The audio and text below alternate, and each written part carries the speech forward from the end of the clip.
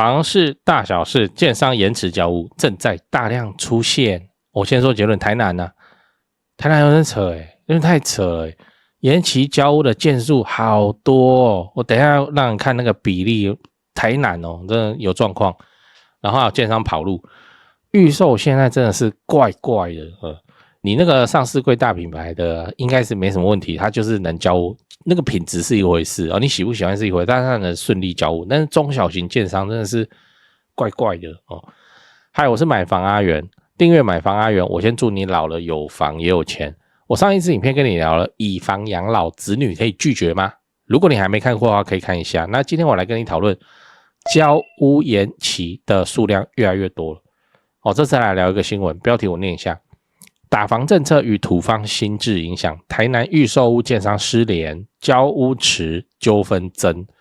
那內容是這樣就南科嘛，南科帶動台南這幾年的房市買氣一路往上衝。那現在延遲交屋的消費糾紛一件一件都冒出來，很嚴重來，有多嚴重？你看我劃線的地方市府去年迄今受理建商延遲交屋消費糾紛達56件56件。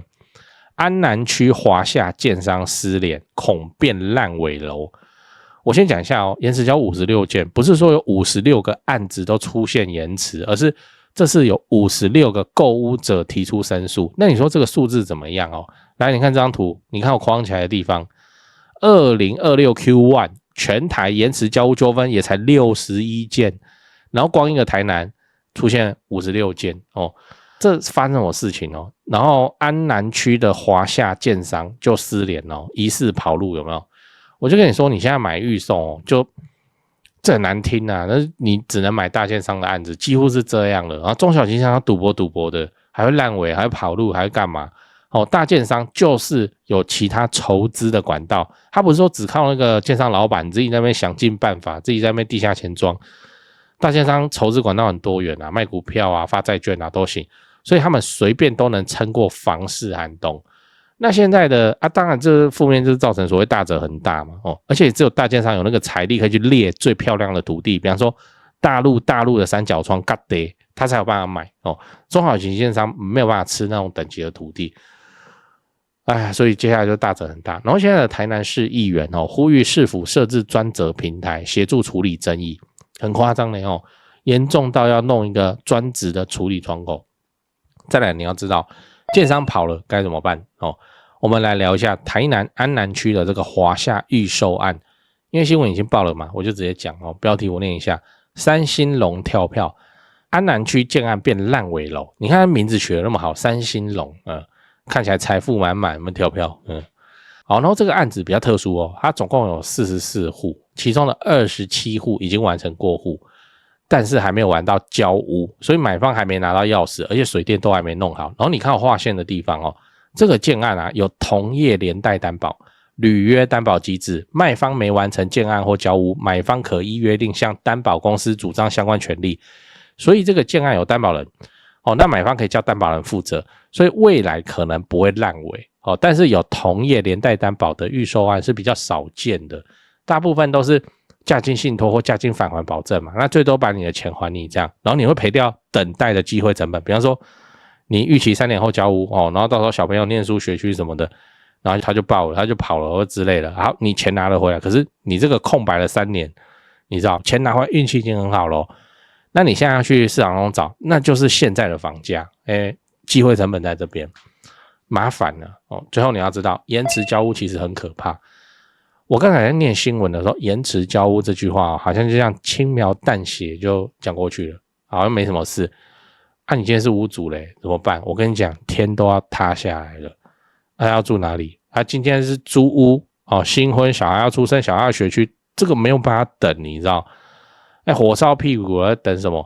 那只能去租一間，但是未來結算的時候，建商賠給你的錢不一定能打平你的房租呢。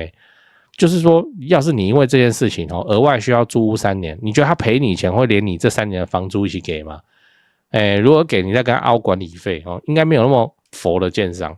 例如我之前講過一個新聞標題我念一下：建商交屋拖825天，15住戶告贏獲賠757萬，看起來很爽一戶大概拿50萬。然後825天是大概27個月，所以等於建商補貼你一個月18500塊，那你這個足夠你一家人去外面租房子嗎？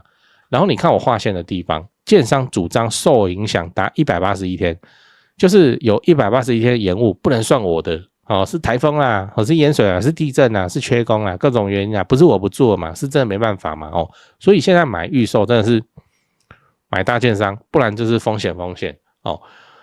你也要把等待算成一種成本哦。你考慮一下，說交屋延後，甚至你可以直接預設，現在大概都不會準時交屋了。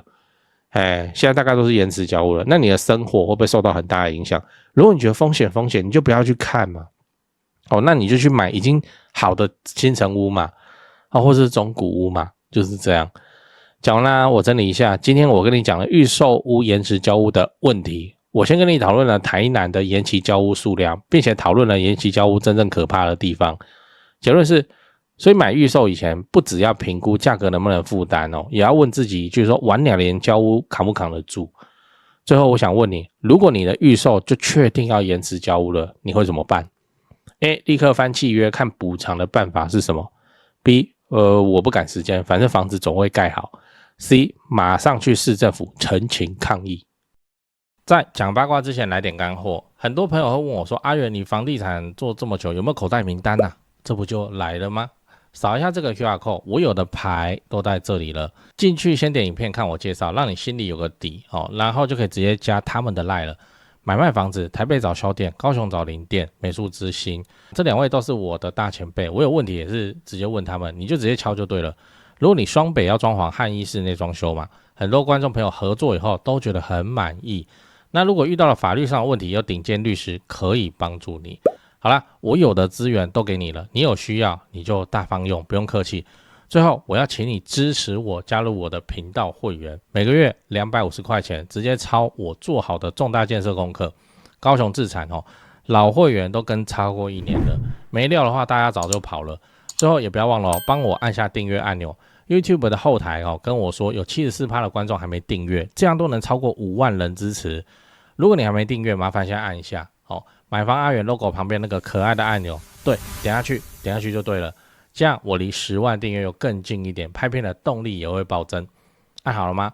感謝你這麼挺我，祝你老了有房又有錢。講八卦，我跟你講那個三信那個案子建商8成是拿錢跑路了。為什麼？因為那個有寫到說，建商月初就已跳票，6月還以15間房屋辦理2胎貸款，貸款7200萬，實拿6000萬。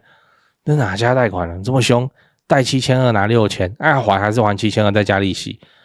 沒想到7月初取得款項後即跳票，那很明顯就是跑路了嘛。對啊，那這些住戶未來該怎麼辦？然後同業擔保，擔保方也有擔保這個案子。這個以後同業擔保只會更加困難而已。然後同業擔保聽起來很厲害，有人擔保，不過你不覺得這是加酒嘛？都是建商，都中小型，然後你保我保你這樣然後出了事你就看這個同業擔保有沒有要跟你負責到底。這個很麻煩啊。那你看我們都看中古的，中古雖然有一點叫做你的那個頭期款一次拿出來然後接下來可能會有裝潢，之後要花大錢直接要花大錢可是我就沒事嘛，處了宅的就在那裡嘛，然後該交屋啊，然後產調有做確實的話，也不會有什麼太大的問題，所以我不會講呢，就什麼族群會很依賴，很需要預售，年輕就是他頭期款不多，現在買預售換一個角度看，叫做頭期款分期付款，等於是這樣。結果頭期款分期付款都安排好了人生的步驟階段呢，建商跑路就會有這種中小型建商。這不是我說中小型建商怎樣，大建商誰沒小過？可是現在的版本現在這個時代對中小型建商的生存超級之不利。我們都有聽說高雄有一個很有理想的那個建商可能要宣布破產了，很辛苦他的那個房子超有質感，那個有質感到就是文青女朋友一看就覺得好好，夢想中的房子也不是很貴，可你要堅持理想，你在這個時代版本你怎麼走？那真的賣得好的，然後財務也沒什麼問題了，順利交屋了，雖然他的屋主都在罵，可是他就是有辦法正常交屋嘛。大建商，所以看看中古還是有中古自己安全可靠的地方缺點就是那個你前面就要先拿一筆大錢出來，頭期款就把它拿出來，沒有在那邊頭期款給你分期付款的，差別在這裡。我都看中古，所以我每次看到那個預售的案子，我當然也會羨慕別人可以住新房子啊。可是我每次看到這個，我就覺得說，哇，年輕人他是最沒有實力的。我這不是酸年輕人，而是他就剛畢業工作沒幾年，哪有什麼錢啊？他最沒有實力的財務的能力的情況之下，然後去做這個中小型建商，它風險真的很高。這一爆掉都非常麻煩的。不知道呢，就祝你好運啊，不要遇到這個事情。台南，怪怪，怎麼會是台南？